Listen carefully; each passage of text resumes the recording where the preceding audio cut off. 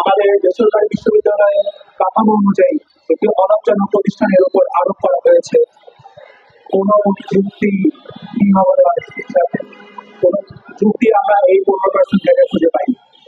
আমরা দেখেছি নতুন অর্থ বছরে আমাদের শিক্ষা খাতে বাজেট করেছে। আমাদের যে গ্রামের প্রাইমারি স্কুলগুলো রয়েছে সেই জায়গার বাজেট তাহলে কমবে।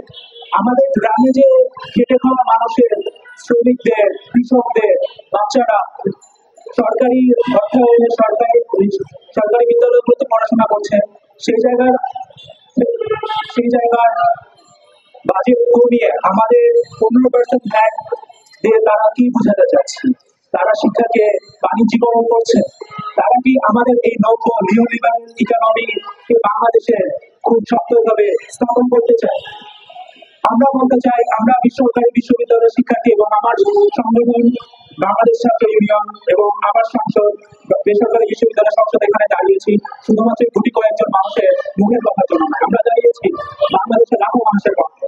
আমরা দাঁড়িয়েছি বাংলাদেশের প্রতিটি শোষিত শ্রেণীর মুখ হিসেবে, মুখপাত্র হিসেবে।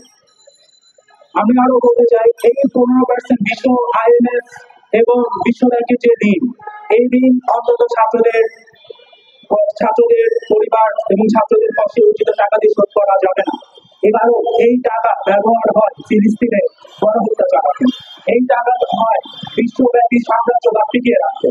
আমরা সাম্রাজ্যবাদ বিরোধী সংগ্রামে আছি, আমরা পুঁজিবাদ বিরোধী সংগ্রামে আছি, আমরা সকল শোষিত এবং সকল নিপীড়নের বিরুদ্ধে সংগ্রামে রয়েছি।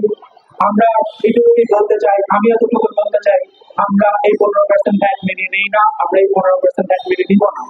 আমাদের আন্দোলন কতটা তীব্র হবে তা সরকারের সিদ্ধান্তের উপর নির্ভর করবে।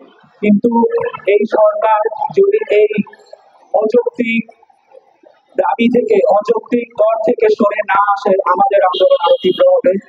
দুনিয়ার মজদুর এক হোক।